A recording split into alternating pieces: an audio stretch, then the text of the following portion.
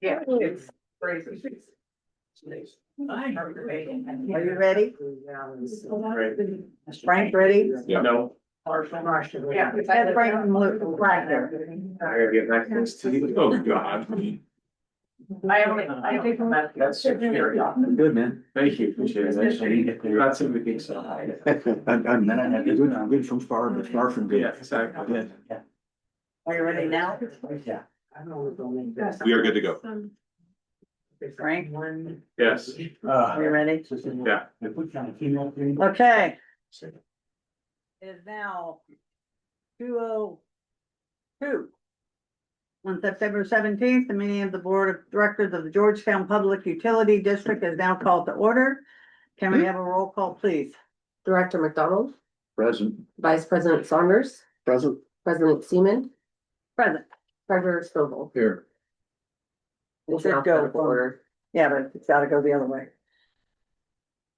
I'm last. For I'm always voting. last. Okay. And I will lead us in the pledge of allegiance since I haven't done it in a while.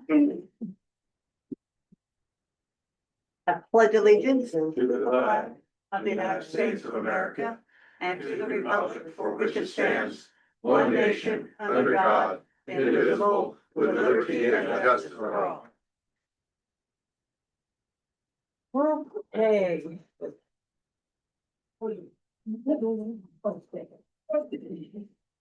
So up to the adoption of the agenda. Yeah, 4 minutes and Is there any public comment? We do have one change to the agenda, Madam President. We do public comment first. We do that after. You don't have it like that. Oh, you can take your comments first if you like. I'm sorry. Go ahead. Are there any public comments on the agenda?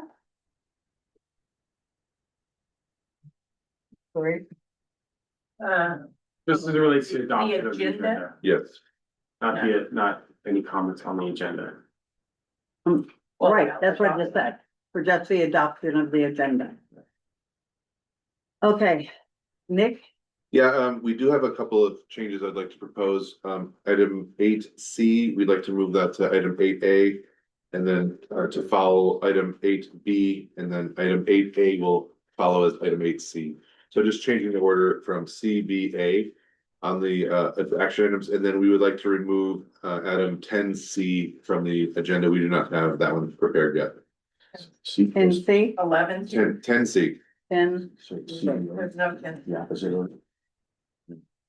CBA CBA instead of ABC. Closed session, 10C. 11.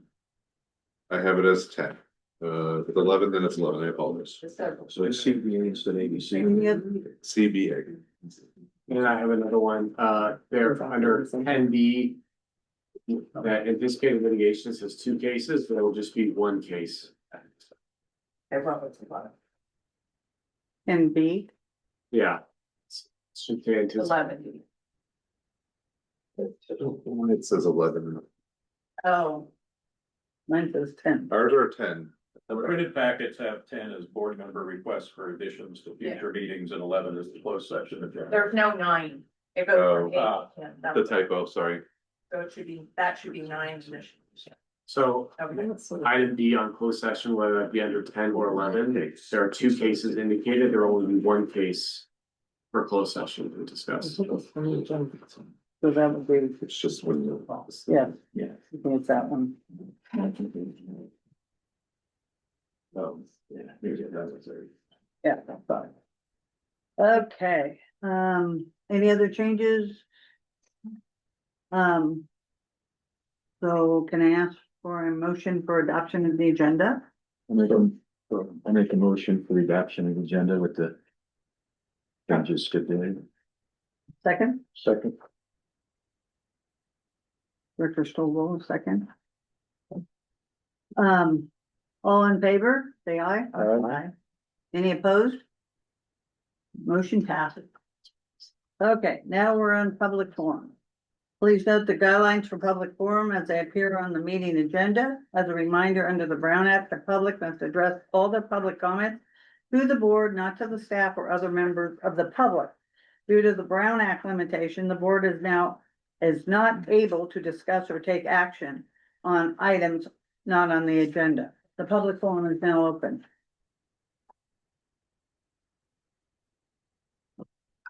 Are there any public comment?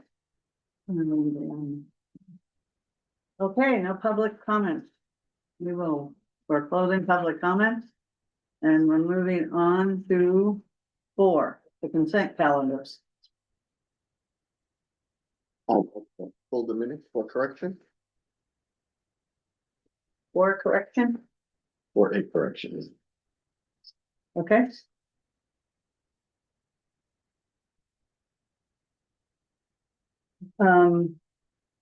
Any more discussion? I'm gonna open the public comment now on the consent calendar. Is that the? Pardon me? Sure. Oh, Okay, now closing public comment period. There will be no public comment allowed. Is there a motion to adopt the consent calendar? I make a motion. I said to move that for correction. Right, but, You can do the rest. Yeah. okay, All right, so I make a motion to approve B and C. That on this one? Or that last one? I don't think there's a, So that's, yeah, this, there's only, there's There's only A, yeah, that's what. minutes, yeah. There's only minutes, so there's nothing to Well, then- approve yet until we go over the correction. so I have the minutes and I have, That's just the minutes. then, cause the other one is, what I have on here is consider approval of Saunders attendance at official visits. That's the old one. that's on the minutes. So, yeah, it should just be the approval of the August 13th minutes. Yeah. Okay. I guess we're up to 4A. Yep, so. There's a section that says, what does it say in the minutes? It says something like, what is it? On page 6 of 7, Director Saunders suggested that the food be covered by sponsors and not the district due to the customer base. Kind of, it takes out exactly what I was talking about, due to the limited benefits to a percentage of the customer base, is what it should say. So, okay, so just so we understand how you want it to read, it says Director Saunders suggested that the food be covered by sponsors and not the district due to Due to the limited benefits to a percentage of the customer base. It's not, Just a limited base. even though it's open to the public, but Mm-hmm. that's why we should use sponsors. Sure, we can add that, that's fine. Sorry for the misconstruing of your words. Well, it sounds different, like, we're not feeding our customers, no, we'd like to feed them, but picky. All right. All right, that's my only change. Okay, do we have a motion to accept it? Make a motion to accept the change. Minutes with corrections? Yes, minutes with the correction. Second. All in favor? Aye. Any opposed? Think. All right. We're up to the office manager. Financial reports for June fiscal year and beginning of July. So if there's any questions from the board, we can answer those questions. Yes. Or we can take public comment whenever the board is done and. Anybody have any questions? Director Stovall? Just to clarify, I had a couple questions on, Fund 100, the water fund on page 1 of 13. Taking my thunder. Okay, couple questions there. One had to do with the transfer in of $17 million. That's, fourth line up from the bottom. What can you provide a? I'm assuming you're in 24-25. Yes. FY 24-25. So since we're transitioning to a new billing and ERP system, we're still cleaning up. A a lot of the accounts, so one of them being the Cabby grant, there's still an open fund for Cabby grant.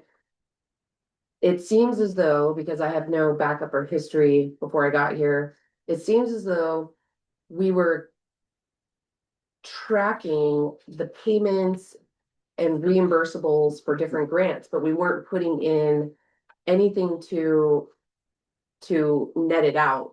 So like we have the AMR loan, we didn't put the debt in, we've just been keeping track of the payments, so it looks like we have a large credit in there when it's netting down to zero. So we've been doing a lot of transfers out, the funds that are in there were expenses. And we transfer them out of the Cabby grant fund into the general fund to then net out those previous fiscal years. Cause there was nothing So this is, put in to draw off of, so this is a cleanup it's all cleanup. due to the change of the accounting system. Well, and that the lack of complete implementation from mom to the Tyler system. Okay. Anybody else? Leave it to you. Are you done? Yeah, I'm finished. Want more? No, I'll see what you say. I have a question. On the third line down of the same page, when we talk about water sales irrigation, it shows where you're at 153%. Is that What page are you on? What, the same one? what if they're- I know, I didn't find that. One of picture. 13. It was in the first beginning. I mean, I'm assuming it's because we keep manipulating the water years, and so there's more revenue in one year than the other. Well, the last 2 years, we've, This one just we've said gone the 100. same. Oh, so yeah, that's good. We also didn't calculate the increases. We did estimate increases, so we may have misestimated some of the rate Well- increases. Well, we knew roughly how much we were going to be increasing it for the first 3, May, June, July, May, Correct. June. So this is 2 months of increase on irrigation. Yes, but we only put in the budget number that we put, when the budget's approved, that's the number Plus that goes 3.5 in. months from last year, So we don't. Right, which would be 1 whole year 5.5 months so far. of irrigation, 1 whole year of irrigation. And it's showing us at 153%. Mhm. Mhm. It's a, I understand where the confusion is, but we estimated the increase and we were very conservative because we weren't sure who was gonna sign up. I Who don't was think we gonna did continue estimate the actual increase of the irrigation? irrigation cost. Like, we estimated the increase for the amount of months when we altered the water year last year, but I don't think we factored in the increase of cost, the rates, when the rates went up. So It's because of this is the, showing a 50% increase with a 2-month, month and a half rate increase. but you have last year that's also calculated. Right, but that's actual. That will be actual because we didn't have the rate increase. What I'm looking at is what the rate increase has generated, and I'm seeing it's showing like 50% more than what we had. I think that's probably right. Okay, I can get you It's that. not gonna be a information. linear, it's not gonna be the 15%. It's not gonna be linear because of when you. no, I understand. But what I'm looking at is like water sales. It only went up 10% for the first 6 months for the year, I mean, for the whole year. Yes. When 6 months actually, or 5.5 months, were actually the numbers that had increased. I understand. So it Right. looks like we have a big boom on to irrigation, that we're getting money from the customers higher than what it should be expected. We should be running the same roughly a hair, a little bit over, not 50% over. Last year we budgeted 380,000, this year we budgeted 500,000. So it is close to what it should be for this fiscal year. Okay, Let's see let where the my season. numbers are running? I understand what you're saying. I'm saying, cause we, cranked up irrigation 15%. On what few customers, are left. So, and we're 50% up. let's, what I was gonna say is, let's let the season run out, and then we can get you a financial report on the whole season, and then we can see why there's. One any- compared to the other. Correct. Okay. Yes, Also, I'd like to kind of kick this process into the finance committee and have them look at it. One of the things I would like to see as a liaison to finance committee is the typical expense budget over a period of years, so it gives us a matter of where we stand, especially with the cost of service study. That'll give us a validation, I think, of the current budget is kind of what I'm looking at, and have the finance committee really look at this in a closer way, exactly what you said. validation that the cost of service was actually correct versus it looks like here it's a little bit bolstered. Especially in the context of the current budget, Right. So I began working with, Water Resource Economics again, okay? to get the numbers for, a potential rate increase into January, as was stated at the last Mhm. rate increase meeting, at the last board meeting at the end of December. So he's gonna run another analysis, and I can bring that all back to the finance committee in October and see where his initial analysis is, and then we can start working forward from there. Precisely what I'm thinking. This one's probably yours. EDC Environmental Management, is that hazardous waste removal? El Dorado County, Oh, yeah. it's a fee we pay every year, I think. Okay. Maybe Yes, government fee. government fee, all right. Does anybody have any, questions on the investment report? Grant report? Think I had one on the phone.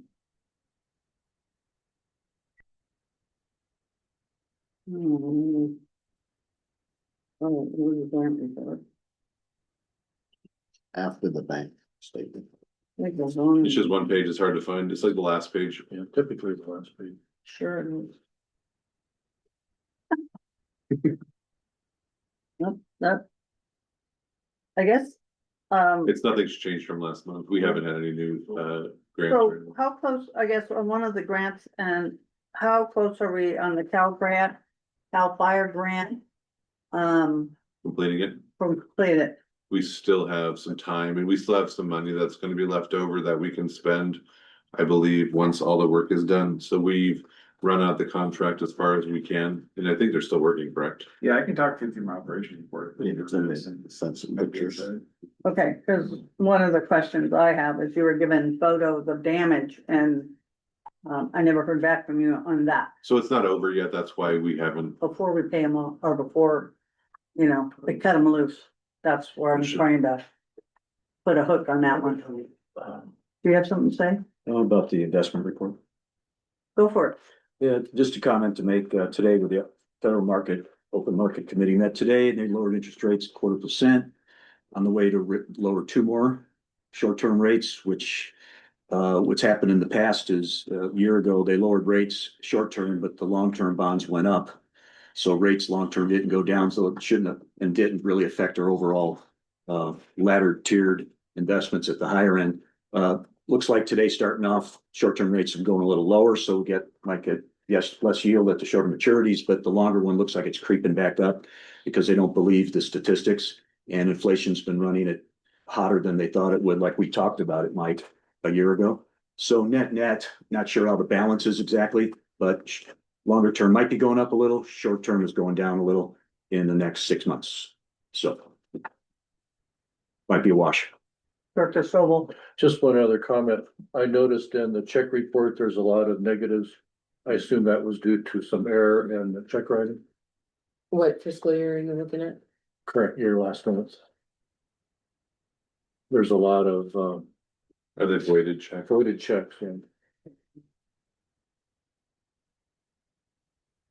In July? they're not there yet. June.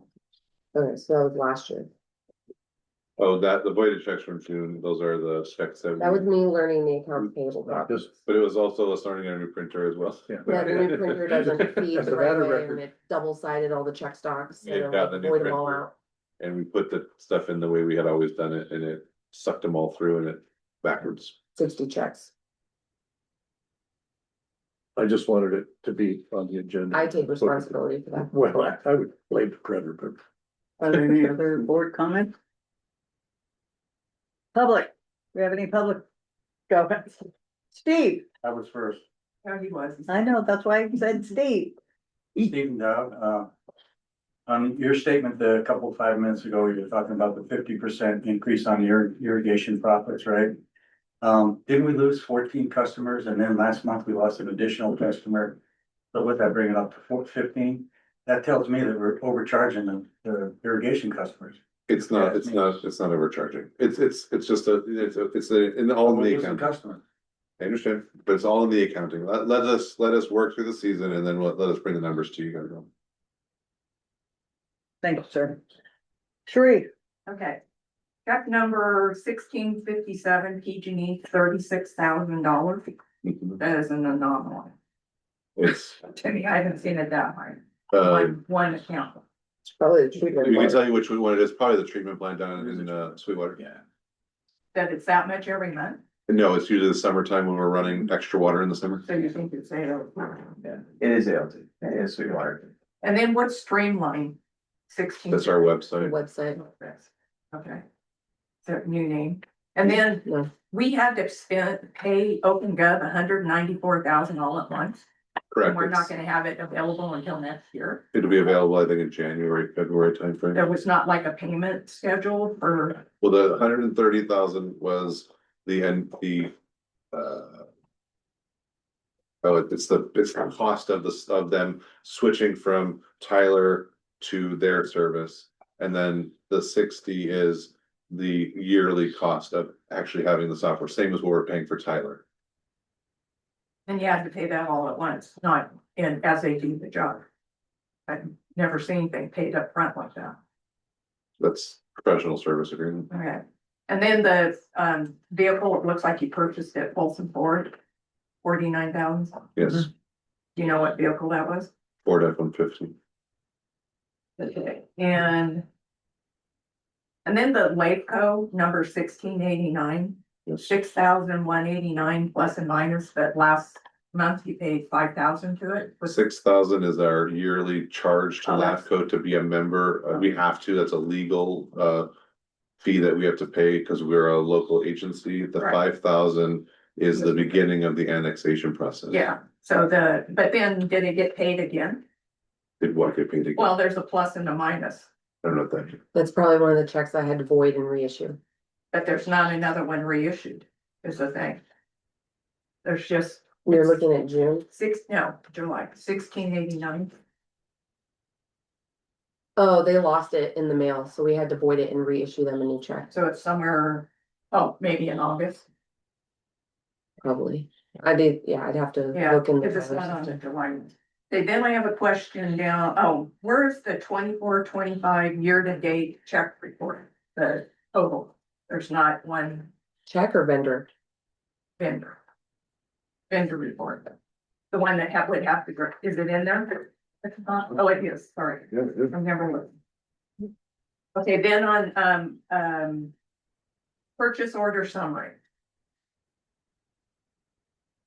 Just in general, is that the budget? The amount at the top? Like. There's an amount that you have on the purchase order summary. Are those just some of the? Here, let me It get, has nothing to do with the budget.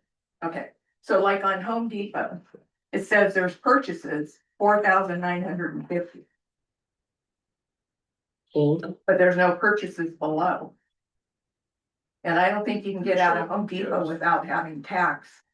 Should. so there's some companies we have open POs with, so That's that our okay. maintenance staff can just go in and purchase things and not have to request permission from us every single time they want a hammer or a shovel or something, and then they send us monthly statements, so we have to issue that PO at the beginning of the year with a set amount. Okay, So say last year we spent $5,000, this year we'll put $5,000. And then they can just go in and then we pay it monthly. Home Okay. Depot will send us a statement and we pay that statement. It shows every single purchase. once you start paying. Yeah. Statement, so you can have a PO here, but not have any charges against it yet. Yes. Yeah, okay. I never really looked at And it. then all the POs that are not just reoccurring payables Yeah, every single year, like the mechanics in town, we have an open PO. yeah, So if they blow a tire, they don't have to come here right. and ask permission to go buy a tire, they can just go get a tire and get back to work. And it's the amount from the budget, wouldn't it be your budget? We just amount? open it up in the beginning of the year with a regular amount, like we just It is go part off of the what we budget, did. yes. Yeah. It so is has part of to the be in budget, yes, but it's yeah, not, that like dollar amount is from, for that particular. it's not gonna show up on the budget as an individual item. Okay, all right. Okay. Oh, and are we down to the grants? Did we get to that? Yes, Is there a solar grant on there? Where's that grant? Which grant is that? We don't have a solar grant. Well, how are we paying for our solar? We have some income streams that will hopefully pay for it. So we're not getting a solar grant. I thought we were applying for one. We have applied, well, we've attempted to apply for a few, but none of them really have met what we can utilize. Unfortunately, where the treatment plant is, it's not considered a disadvantaged community, so it's very difficult to get grants in that area. In Greenwood. Okay, Well, it's not in Greenwood, it's in Cool. And Cool, if you look at the map, is not considered a disadvantaged community. Greenwood doesn't go past the Well, fire department goes there as Greenwood. it's the median household income for that So it area goes by that. is higher Yeah. than we can qualify for. Okay, so we had a meeting where if we didn't get a grant to get a certain amount of money on that solar, we were not gonna move forward with the solar. That is correct. Okay. Are you done? I'm sorry, to interrupt you. Okay, Things. Yeah, I just wanted to clarify something to Mr. Dowd. The word overcharge referencing, we have irrigation charges. It may be more overcharge in the ability or the willingness of the customer, able to pay.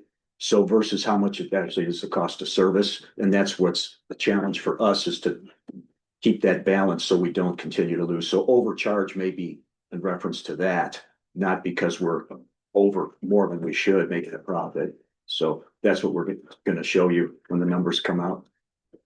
We're not charging anybody any more than what we're allowed to charge, so the numbers are all the same. right. What we're talking about is the fact that whether or not the SOSA was accurate or not. That's what we were getting down to. So, is there any more public comments? Any more board comments before I close? Okay, I'm closing, public comment. Yes, we're moving on. We're up to 6, which is informational item. Okay. At this time, I'd like to take a moment to honor a former board member who has recently passed. Director Mike Thornborough was a valued member of this board and this community, and was always dedicated to the customers and this community. Please take a moment with me to honor his service.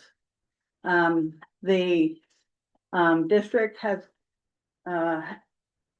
created a plaque for him with gratitude for his dedicated service and leadership as a member of the Board of Directors of Georgetown Public Utility District. And I will make sure it gets to his family. And I thank you guys all for being here. Does anybody have any comments they want to make? Director Saunders?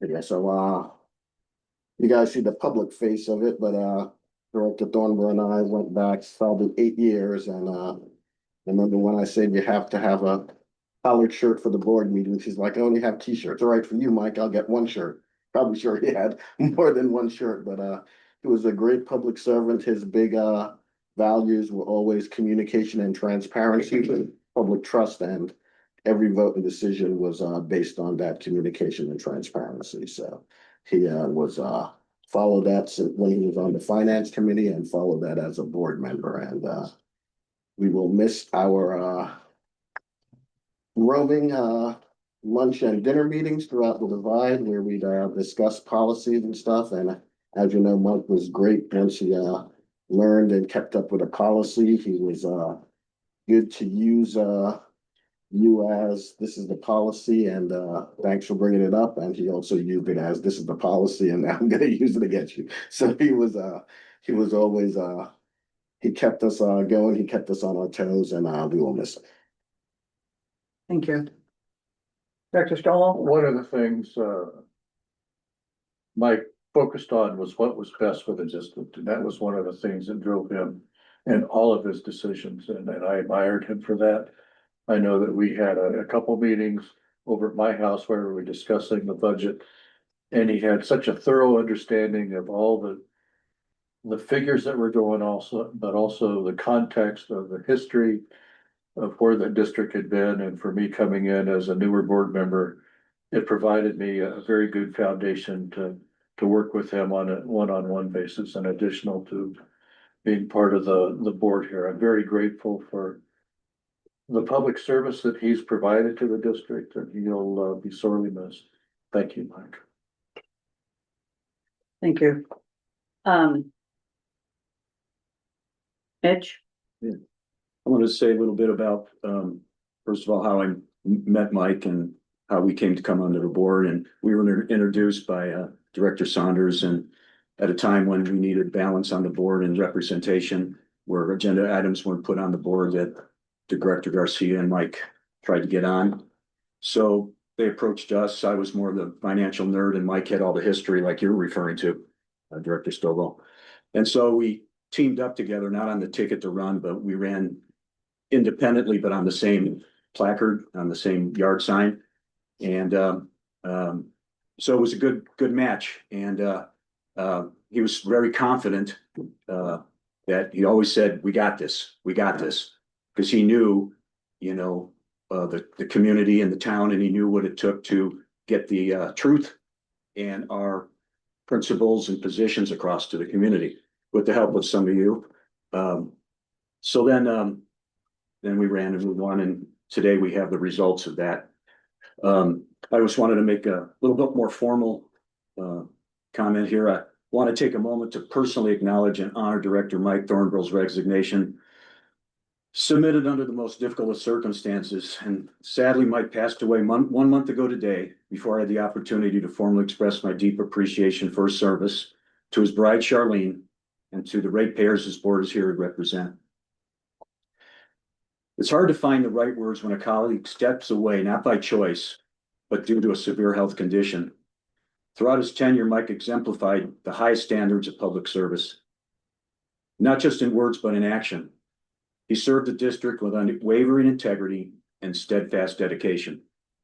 As you know, Mike was guided always by the rule and letter of the law, championed transparency, like you said, and consistently stood his ground on principle and defense of the public interest in all proceedings, even in the face of difficult decisions.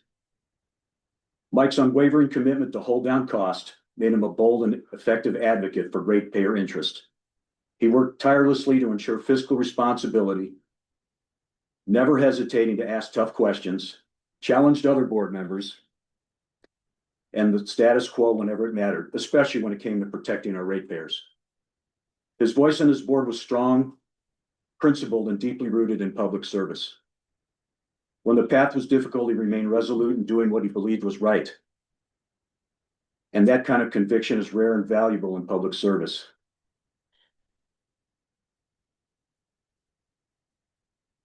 Mike's principled leadership and dedication to accountability have left a meaningful and lasting impact on this district and the community it serves. Even as Mike's health declined, his commitment to his work never wavered. That speaks volumes about his character and his courage and leadership.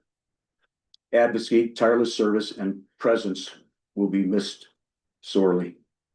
Mike made a meaningful and lasting impact, and we are better for having served beside him. On behalf of myself, and I believe many in this community, I extend my deepest condolences to Mike's family, friends, and all who had the privilege of working alongside him. We are grateful for his service and legacy. Next. Well said. Thank you, Mitch. That was great. We're gonna miss Mike. Yeah. Do a photo with the plaque with everybody or just?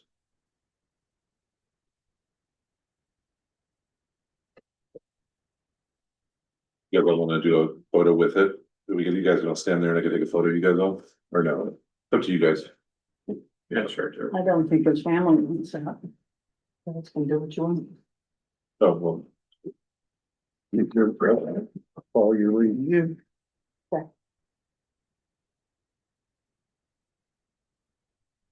Does any board member have anything to add to their board reports? I do. And some of them haven't seen it, this hasn't gone out, but, one of the things, that the RWA had is the Watershed Resilience Pilot Project. That's a study that is kind of, they don't want to use it as the inter-regional water management 2.0, but that's basically what it is. And it'll be a pathway to, receive Prop 4 funding. So we're positioned to have the region funnel our capital ready projects through, so when funding becomes available, we can use it, and I'm part of the committee group, and there's some vulnerabilities that we'll be bringing through and working through to make sure that our projects and our areas represented. And I was appointed to the SB 1157 Benefits and Impacts Working Group. That's another DWR working group for the water loss and water use efficiency. So once again, I'll try to make sure that some sane regulations go through and a bunch of stuff represents our areas. So those were the main additions.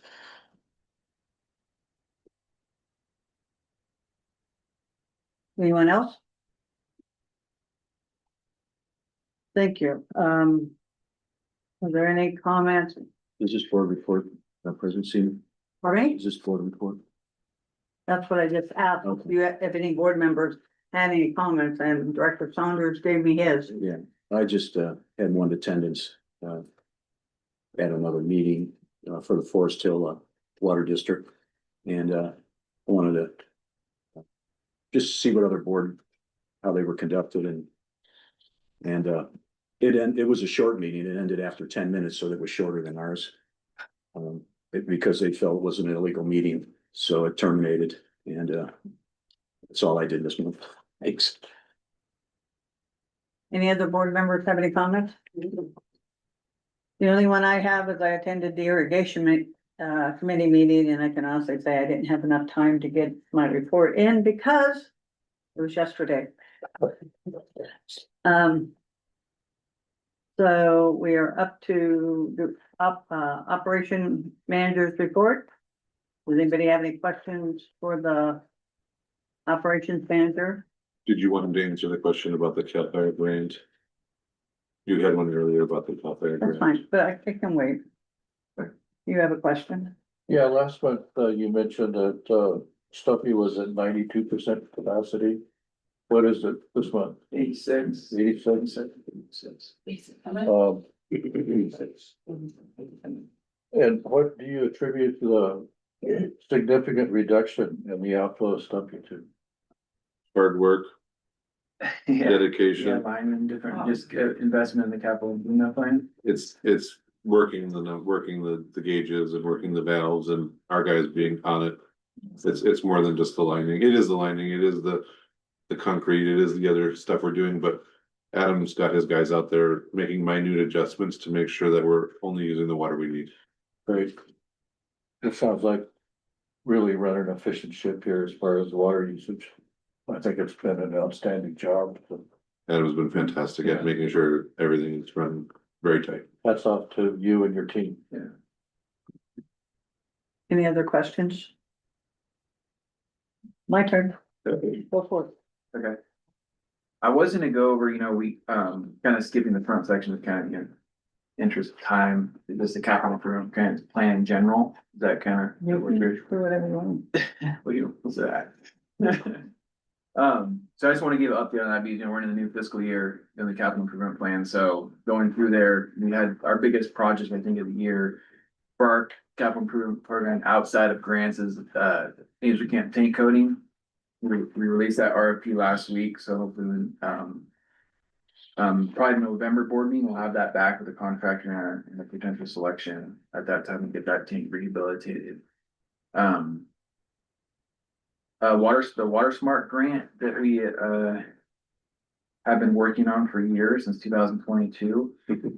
We're planning on doing that lining in, right after season this year. So begin middle of October, and then November, as long as the weather holds. Sorry, kind of went out of order there. Pump stations, we just finished up, the panel upgrade at our Black Ridge station, and we're gonna be putting the pump in there soon to have redundant pumps there. The gate upgrades was also in the CIP. We have that out for bid as well, so we should have that back next month for the board. Wall link compressor, that actually, I said 4 weeks on there, but I got an update today. Actually, it's gonna be here on Friday, so we'll be able to get that in and get that compressor going. Sleep a little bit better at night. You know, that compressor there is like almost 25 years old and it's limping by. Seawater filter inspection is still scheduled for November. Vehicle replacement, so was mentioned earlier, we did receive one of the vehicles from the 2024, 2025. CIP, we're still waiting on one more, so it's supposed to be here next month. And then for this CIP, we'll kind of probably bring those back in the November meeting for the CIP, this year's CIP. Moving forward, it's the CAL FIRE grant, your question. Yeah, so we've done approximately 90 acres of that project. We're still we've gone basically from the Grange unit, CDS fields, the Irving Tank, Angel Camp, the Sweetwater Treatment Plant, Greenwood Lake, and right now we're currently working on the section of the canal between Greenwood Lake and Georgetown. After that, we would go to further up the hill, like Hotch's Kill, Lake Walton, and Kelsey Tank. They're making good progress. You know, they've been pretty much working nonstop. The section of the canal here has been a little difficult with getting access to every single property owner. But we're doing a good job communicating best we can with them what, you know, the project, and sometimes we'll go through, they'll see, oh, this is what it looks like, and like, so if you get a chance driving Redsville Road, you'll see the difference of the canal right there. Met with CAL FIRE last week, and they wanted to see the progress of it, and they were accepting the progress so far in the clearing methods that we're doing. And you had a specific question about how much we're doing, is that what how much we've done No, so my far? question was that, the GM has, photographs of damage that was done during one of the phases. And, I was wondering if the grant had been paid off completely, or what is going to happen to, some recourse on damage. Are you referring to the Grange location? Yes. Yeah, so that was not us, that was another contractor, PG&E. No, that was them, because they were the ones that had just left there. And I was in there right after they left. So, Okay. So the grant's not closed out by any means, no, we're still, you know, going through that process. okay. Yeah. I mean, there's a lot of contractors that were running that Yeah, area, but that was just happened to be, they were at the wrong place, wrong time, and I happened to drive in. So, okay. We'll cover that then. So moving on to other grants, HMGP grant, we're still, waiting to hear back on that one. We're getting closer, I feel like they're kind of silent, but I think we're gonna see it eventually. USDA, so we talked about that getting awarded a month ago or so we're starting to really, have a lot more progress on that grant. So we're working through the final designs now. And then hopefully the schedule is to have that to go out to bid, by the new year. And be starting construction in the spring. That's our goal. Talked about the canal lining already. AMI, so that is left over from that appropriations bill. So that is actually, the equipment's supposed to be here next week. So hopefully by November, we'll have that up and running, and you know, almost half our customers will have AMI. The other appropriations we got for Sweetwater Tank, so that is moving forward as well. There were some delays with the right working with the right agency. It's getting funded through EPA community grants, so we're working through that right now. Environmental clearance, the actual scope, the kind of the construction plans of it, so. It's all moving forward. Between that and the USDA, we were kind of in a hold pattern for a long time, so. We're starting to move forward with that. Same with the last. FEMA project we have from the storm declaration in 2023, maybe 2022. We're on the finish line of for dredging Walton Lake. I just had a meeting this morning about it. That was one last approval we do. It goes back down for, sounds like for 30 days. And it looks like we met the requirements. Is kind of the final review process. Couple of things I just want to add quickly, backflow compliance. I know you just being in the community, you guys probably see more backflows pop up. We're almost 98% compliant with, for state regulations with commercial backflows. There's still a couple outstanding we're working on. In addition, there's different ways, government agencies can procure, contracts. So it's called, there's source one is Omnia, and most of these vendors have, say another public agency goes out to bid, we can piggyback off these contracts and get discounts. So I've been working with this Omnia partner to secure a lot of discounts for different suppliers we use commonly. USA Blue Bush was the HD supplies, one of them. And before they were charging us shipping, now we have 10% discount from them, Granger, also at Home Depot. So we're just kind of working through there. Also our chemical supplier also has that same Omnia contract, Thatcher. So we're working to getting, it looks like it's gonna be almost $1 per gallon, so. So just trying to save money where we can, every corner, trying to, those options. Sorry for the extended, but that was it. Is the dump truck back on the road? Dump truck is back in the road, yes. And actually, we had everything checked out and it was only 63,000, and so it was way less than we thought, but everything got checked out and got a clean bill. That new clutch, And it's got a new, do you have any warranty on it? 2 years. 2 years. Anybody else? Oh, Director Saunders? With these grants, I know these weren't part of, they didn't go into the cost of service, so are these being looked into for offsetting potential rate increases as we look at next year? I'm so sorry. I was texting our consultant desk for the urban plan to make sure. To make sure that the grants that we did receive are gonna be offsetting the cost of service when we're looking at the rates. Yes. That's all gonna be stuff that we give information to when we do the COSA analysis moving forward. Anybody else? So when you said commercial compliance, is that commercial only? Or is it commercial and irrigation? Yeah, commercial only, so there's commercial businesses that didn't have them approved. So irrigation, we're probably the same, there might be a couple, but they just don't get irrigation water, they just pay, but don't get actually irrigation water because they don't, yeah, okay. It was because it's kind of phased, right, you know, we're small agency, to have that kind of compliance in irrigation, commercial. Right. Yeah. Okay. Public comment on operation 3? I saw on Facebook, people are out partying at Greenwood Lake, leaving trash all over the place, and this lady's been cleaning it up. She even put a trash can out there and they stole the trash can. I Okay, mean, yeah, do we have to allow people in there? we don't, I kind of think you might want to start looking. Then somebody made a comment, well, we used to wash our horses in it. I think in board direction, I think that's I just really good direction. don't know, it seems, but it's getting cleaned up, right? You went through with the cow thing and cleaned up, brush.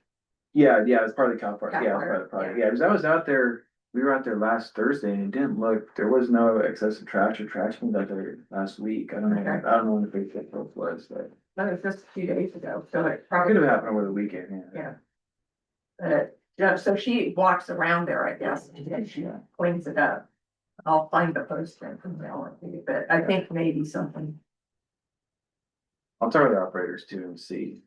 We don't have a lot of options there either, because there's nothing solid that keeps people out of there. Obviously, the lady walks around there too, so. Well, yeah, but as far as, I guess, We could keep. the only time I've ever been there was in Girl Scout camp. I was probably 9 or 10 years old, and all I remember is a flat slope down to a lake, and that's about it.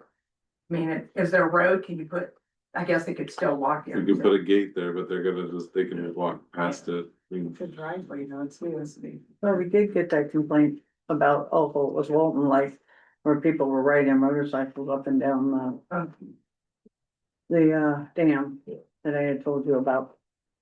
I totally understand. Honestly, I don't think it's, it's like, we could have something similar to Walton, like kind of a gate and maybe like a parking area for, I think, so you could, for people to walk, but maybe limit the vehicles, and I think that. And maybe a sign, please take your garbage with you or something.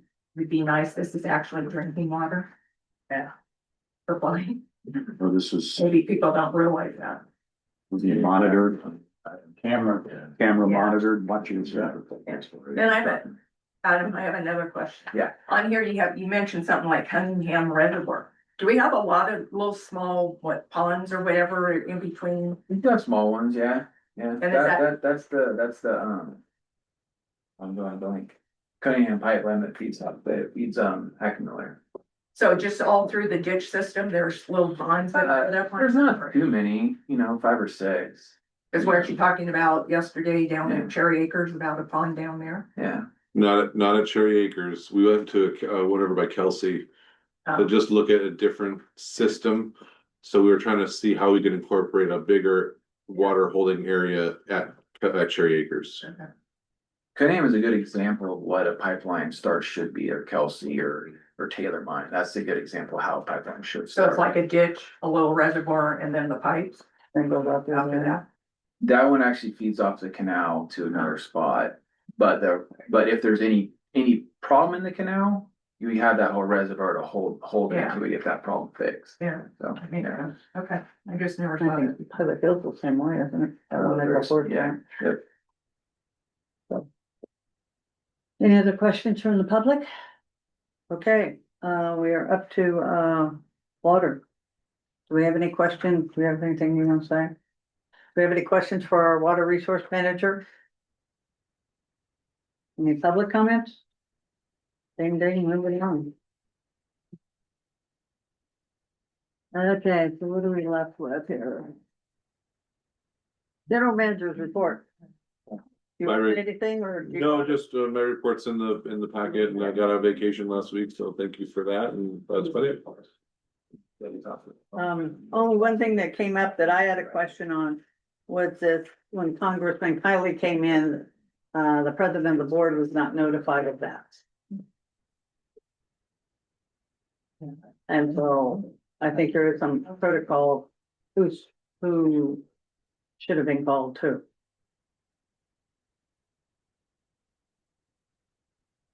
We can make a policy. So I was told the policy says only the legislative person was there, which didn't make much sense. So anyway, I just wanted to get that clarified for future presidents. Committee, any other public comments? Public comments closed, you're free. So we're up to committee reports. Irrigation Committee, Christie. At the committee meeting yesterday, we discussed additionally the repairs, the proposed repairs and rectifying the issues held at the Cherry Acres branch. General manager informed us of the various things that they're looking at to do and with photos and all of that. We also discussed the upcoming forum, and it was a very quick meeting. That's about it. Any questions from the board? How's the survey coming along? That would be a Nick. We've had 38 responses so far. Okay. So we're still waiting to see if there's any more that come in, but a decent response so far. Thank you. And some of the responses were actually pretty informative and were So given some input, good input. Good, that's, yeah, good, good. That's what I was trying to get to at the end of all this. Yes, sir. Sorry, public comment. Andy Fisher. I was just curious on the survey, did it go out to just current irrigation customers, any of the past customers that have? Just current. No, Did it go to, it oh, went current, current, all previous irrigation customers we have history of. Did you get it? I won't swear I didn't, but I did not see it. Did you put it- See if it got lost Did in you the. fill yours up? it'd be in your junk folder. What was the total then, if it wasn't just the current? 798. Really? Oh, my goodness. We Then didn't know you should that. ask that. No, we didn't. That was not brought up. 5% return. There. 798. Okay, I'm gonna taste my one. finance committee, Andy? Sure, I just, again, Andy Fisher, Chair of the Finance Committee. I wanted to say a little bit about, the folks in this room and others that might be watching here and not know so much about the Finance Committee, but our schedule beginning this year, we have taken off, the months of July and August. And the reason being is we started, as we were looking at finance reports, in July and August, as the previous fiscal year was closing, we hadn't gotten a real, long track record on spending for the new fiscal year. It kind of seemed like it was as much confusing to folks as it is informative, and that intervening time period seemed to be so much need for footnotes of why this number looks this way while the books are still closing and, and things that haven't gotten their track record going. We did elect to take kind of the summer off and come back, in this case, October. So just for folks that we're not just taking summer vacation because we're lazy and we want time off, we really did it because we thought it was more of a service to the public to come back when the numbers started making more sense on their face without a lot of explanatory necessity to those numbers. But I did take note of what Director Stovall talked about, the analysis, for example, the cost of service versus actual on irrigation, things like that. If there's a need for us to come back any sooner, we're happy to do that, to give you whatever information and that you need from us. But I just wanted to throw that in. We have not met since the passage of the budget in May, so we'll be meeting again next month. Any board questions for finance committee chair? Any public questions? No, but it'd be nice to have a little heads up that there's no meeting. I had those scheduled and it's hard to plan stuff, but then all of a sudden nothing shows up and it's like, there's no meeting. There's a calendar on the website. Yeah, those were included originally. It says tentative or optional. We'll work on it. I know, I'm just saying, it's just, if you know you're gonna do it. Okay, and then we got the strategic planning committee, we need to get off this and do it, it's been a year. A year, We could schedule a meeting, yeah. okay, And the thing is with that, I think there were two strategic plans that you wanted updates from. yeah, and You you were gotta gonna bring stuff back from whatever trainings you went to also. There was one, I think there's a strategic plan that Ackley did that, I haven't looked at. Okay. Get it, do it. Okay. Anybody want to say anything to us? Good. Public comments are closed. All right, I think we're up to 8C. 8C, and that is, consider appointment of the new board member from existing applicants. You want to do it for the report?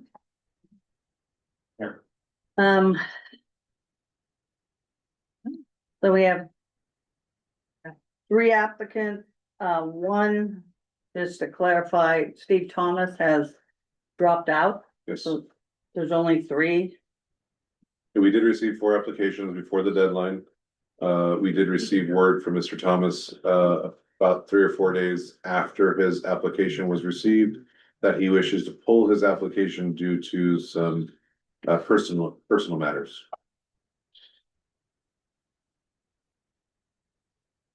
Okay, so we have all 3 applicants in the audience.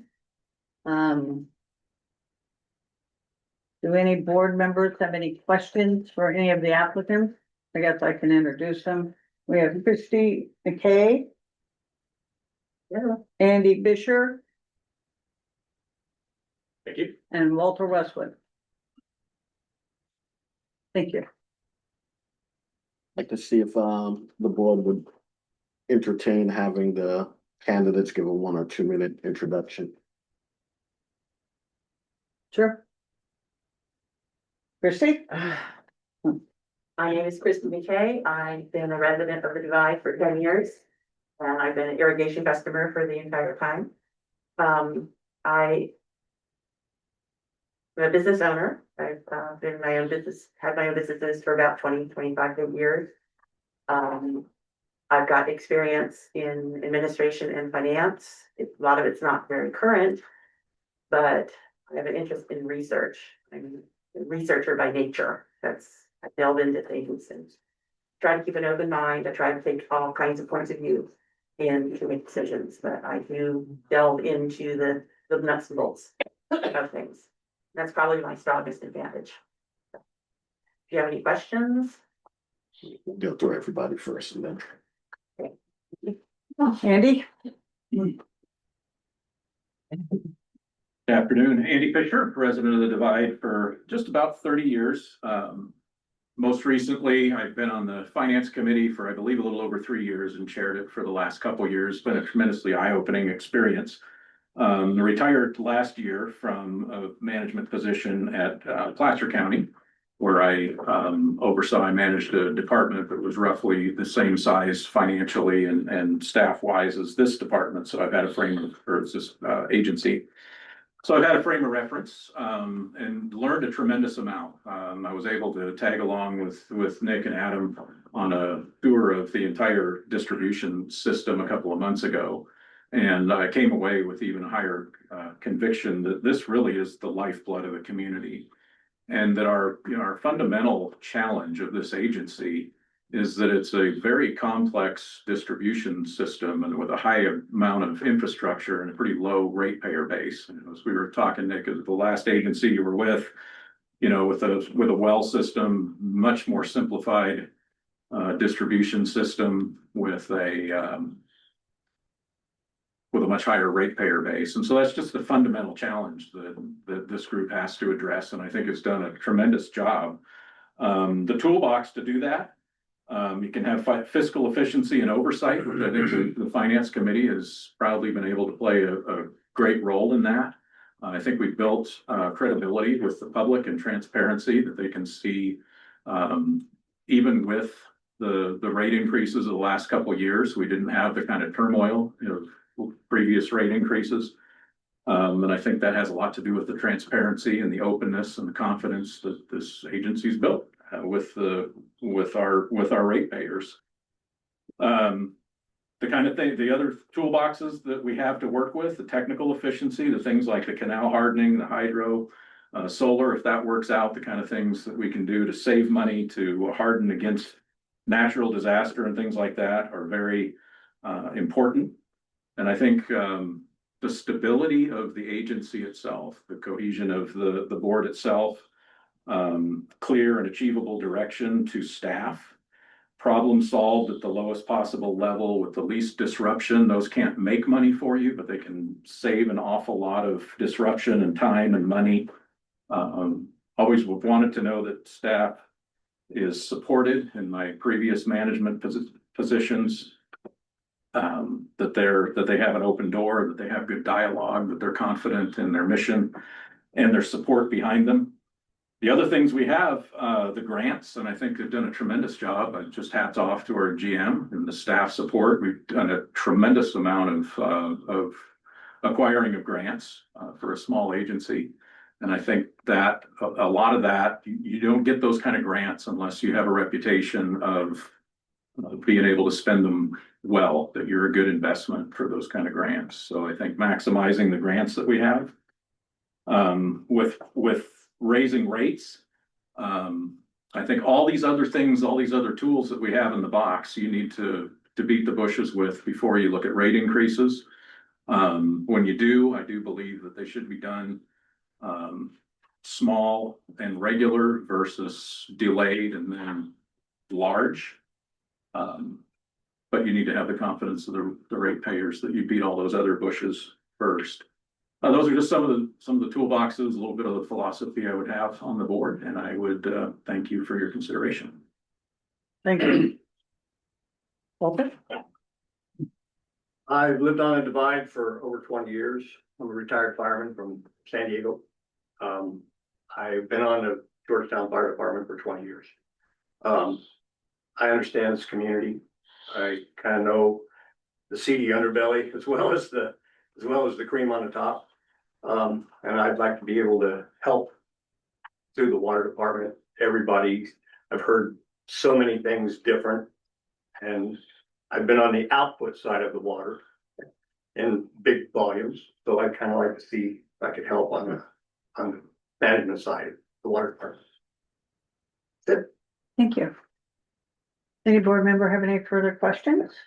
Yeah, I'd like to have all three applicants answer this question. From your perspective, what are the issues or concerns that need to be addressed by the future board? Christie? Well, I would agree with the ratepayers, that we really have to delve into alternative ways or whatever ways we can to mitigate the rate increases that we've experienced in a couple of years since I've been here, at least. And to make sure that we are selling the water to irrigation customers. That's of course one of my focuses. Advertising it, make sure that people know that it's available, and we have been losing customers for a while. That would be a focus of mine. Andy? You know, I see it as a value. Like I said a minute ago, the raising rates is the thing you do after you've beat the other bushes. But it's a package deal of value. I work at Cool Community Church, and one of the measurement sticks that we kind of put in our mind when we're looking at improvements, we're looking at our budget at the church is we want kind of a Toyota operation. We don't want a Ferrari operation, and we don't want a Yugo operation. We want the staff to be paid right, not overpaid, not underpaid. We want the operation to run professionally. We want the system to be stable. We have to have all those things. That is the single greatest lifeblood of our community. And then you look at the other options that you have. Is there a way to sell more water? Is there a way to make it attractive again to sell more water? We maximize these grants. We keep our credibility with the state and federal agencies that we've been so successful at. So to me, I guess I'd say it's kind of a package value deal. Thank you. Walter? I agree with both of them. There's a lot of misconception about irrigation water. I myself get 2 inches for my ranch. I'm also a customer for homes on my rentals, but I would like to get out to the public that irrigation water doesn't just happen. There's a lot of different things that there's a lot of different steps that have to be taken. And, you know, I myself, when the rate went up, I just had to ask, is water wetter? Is it better? So I don't think that, I think there's a lot of misconception about how rates are raised and why they're raised. And, public owes, it's public accountable. So transparency would be the best. Thank you. Thank you. Any other questions? Director Saunders? First of all, I want to speak on behalf of the board. Thank you all for applying. It's a great step up to become from that side of the aisle to this one, and we thank you for doing that. And the reason I asked you to speak is we're begrudgingly public servants, and we'll get asked to speak, so you have to be comfortable doing that and have to be comfortable being, in front of the public. I call it being a reverse celebrity. Once you're on the board, you'll go out, everybody knows you and is going to be yelling at you, whether you know them or not, whether it's your fault or not, and you just have to be able to work with them. So one of the things that's not a requirement of the board member, but is something you have to learn is you have to go from being a customer and a customer advocate to being a good governance and a good board member. So just asking if they're able and willing to apply to, go into trainings and things like that to help you be a good board member. So that's my question to you all. That would be a given. I am, yeah, it's particularly more easier for me now that I'm retired. Sure, there's always something to be learned wherever you go in anything. And, I think it's a good thing, the training program you have, to make people aware of what's gonna happen and how you're gonna get there. Thank you. Any other questions? Okay, I will now call for a nomination process. Do any fellow board members wish to nominate one of these applicants for the open board position? I'd like to nominate Mr. Fisher. Second, Just to be clear, It's not, there's no second. there's no second, we just want all the nominations. we're just putting the nominations. up. And the president will close the nomination period, and then we'll do a roll call vote for each of the nominees in the order in which, as soon as you get 3 votes, that will be the selected director. So we have 1 nomination from Director McDonald. And I would like to nominate Christy McKay.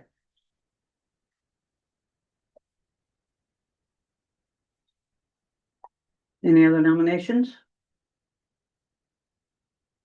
Now that we have all the nominations in, I will call for the vote of each of these nominations by roll call vote. The board will vote on each nominee in order in which they were nominated by the board. As soon as 3 votes are reached for any particular nominee, the voting will stop and that nominee will be sworn in as the new board member. At the time, that's stupid. So, President, did we go out to public comment, I did not go out for public comment. especially with public comment before we take a vote? Okay, do we have any public comment on the nominees? I think Andy would do a good job because he's done a very good job at the finance committee. I mean, I haven't seen him in person because I only do those by video, but he runs the meetings very smoothly and it was a change, a good change.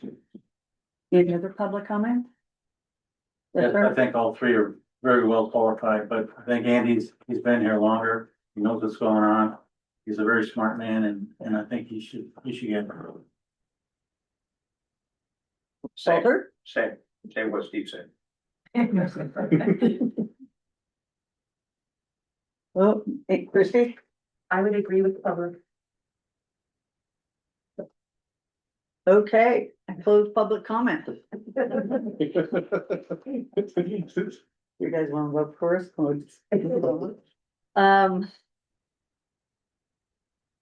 Roll call vote.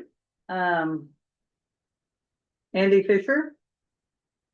He was the first one to be nominated. Director McDonald, Aye. Director Saunders, Aye. Director Stovall, Aye. and President Seaman. Ding, ding, ding, 3 were hit. Okay, Okay, well, well, you wish your vote though. We would have you, to- would you, Aye. okay, so 4-0, it was a unanimous decision to select Mr. Fisher. Mr. Fisher, if you can join me in the front here, I'd like to swear you in as our new board member. We'll now turn the meeting over to the clerk of the board for the administration of the oath. Raise your right hand, repeat after me. I, Andy Fisher, do solemnly swear or affirm that I will support and defend the Constitution of the United States Do solemnly swear that I will support and affirm the Constitution of the United States and the Constitution of the State of California and the Constitution of the State of California against all enemies, foreign and domestic, against all enemies, foreign and domestic, and that I will bear true faith and allegiance to the Constitution of the United States and that I will bear true faith and allegiance to the Constitution of the United States and the Constitution of the State of California, and the Constitution of the State of California, and I take this obligation freely, and I take this obligation freely without any mental reservation or the purpose of evasion, without any mental reservation or purpose of evasion. and that I will well and faithfully discharge the duties upon which I am about to enter. I will well and faithfully discharge the duties upon which I am about to enter. And during such time as I hold the office of Georgetown Public Utility Director, And during such time as I hold the office of Georgetown Divide Public Utility District Director. that's it. So we're gonna write your name there, we're gonna sign there, print there, and then Mr. Splendorio is gonna affirm and attest to you being the person. And I do need to make one comment, more administratively, but as a PERS annuity, there is a requirement that you make disclosure to PERS in particular form immediately afterwards. Okay. You know, We'll work with HR on that.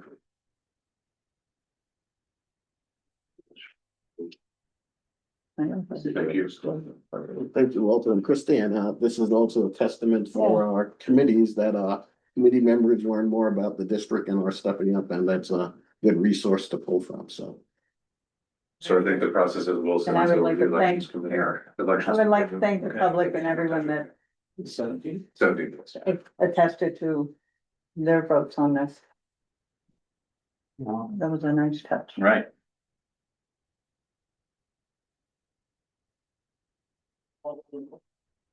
Commissioner, you can take a seat up there, we'll get you a name tag printed here when we can. I'm not sure how I'm gonna break it to my wife that she's married to a politician. We're public servants.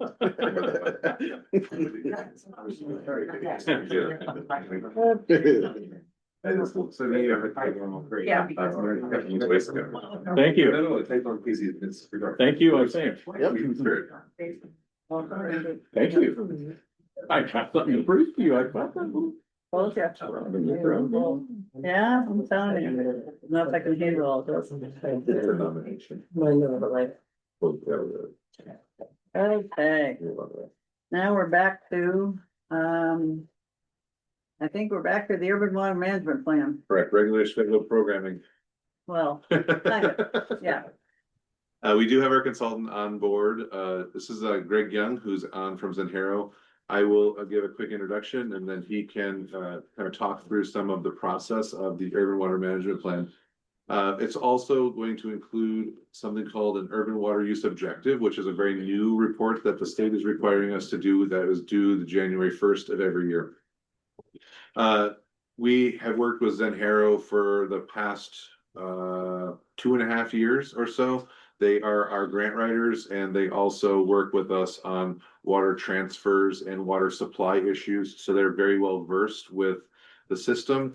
They're very well versed with our infrastructure. In fact, one of Greg Young's former partners, Michael Presler, actually wrote several water supply documents. And I mean, when I say several, I'm talking like several hundred water supply documents that were regarding Georgetown Divide.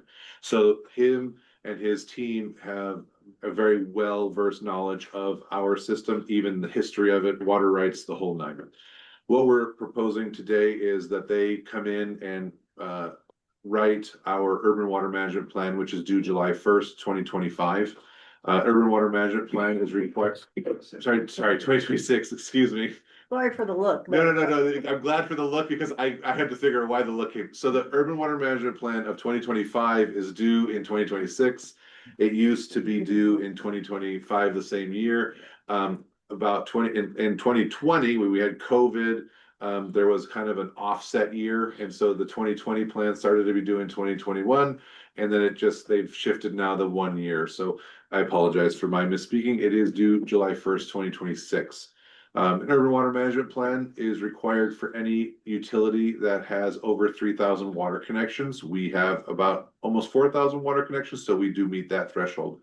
I will give, in 2021, Adam Brown took the reins and wrote an amazing urban water management plan. And I am not by any means saying that he cannot redo this project. However, they are becoming more technical at the state level and they're asking for more documentation. So with Alexis's help, Alexis will be taking over the reins of the urban water management plan, and Adam as her kind of, here's how we did it last time. And then in conjunction, in support with Zenhero, we are proposing that the team of them work together to put this urban water management plan together. So including with that will be the urban water use objectives, which will be a document that is utilized within the urban water management plan. So it does behoove us to have Zenhero fill that document out and fill that out as well, because some of the information will transfer from that document into the urban plan. So they are related. The total cost for the project is not to exceed $40,000 for both reports to be submitted on time. and completed. So I will turn it over to Greg if he has anything to add with that. Then you can ask any questions of me and or Greg at that time. Thank you very much, Nick. Everybody hear me all right? Yeah. Okay, thank you. Good afternoon, board. Appreciate the opportunity to present virtually, at least to you, and opportunity to offer our services again. As Nick described, the staff has completed this internally in the past and has the capability, but there's a few more nuances that we want to just help coach along and really help collectively get the staff in a position to do the plan, and more importantly, do these new annual reports. The first ones were due a year or so ago. There's two different annual reports now due, one by July 1 every year. It's called an annual assessment of supply and demand, and another one due January 1 every year. That's an urban water use objective report. Both of those have to stay consistent with what you're putting into your urban water management plan, which is an every 5-year look at near-term, mid-term, and long-term water needs and situations. So there's a lot of value in making sure we're thinking and we have the right data and the consistent data and how that's thought and brought forward into all these reports. So helping both Adam and Alexis kind of understand all of that further and make sure that that's staying consistent so that they can continue to do those reports on their own into the future with a full, not trying to say they weren't fully confident, but just making sure that everything's there and they're ready to go into the future, and we're helping them along the way there. The urban plan itself will help draft following our format. We wrote the state's guidebook, several chapters of that guidebook for the 2020 round. Did over 30 urban water management plans around the state last go around. We're doing many already, so we are in a good position to be able to efficiently work with staff to get this document, both of these documents, drafted and submitted to the state for compliance. Happy to answer any questions if anybody has any. Any board questions? Like, So, yeah, I have a bunch actually. So, the first one is, this is a huge document when it comes out, and we see we only have one public hearing. We're gonna have meetings before to go through and have a better draft that goes to the public as opposed to having one public hearing and then. So we can have touch points along the way if Yes. you feel that's acceptable. And then the public hearing is more of a legal requirement of having to make sure that people can comment on it, but we absolutely can work in some public touch points. Okay, thank you.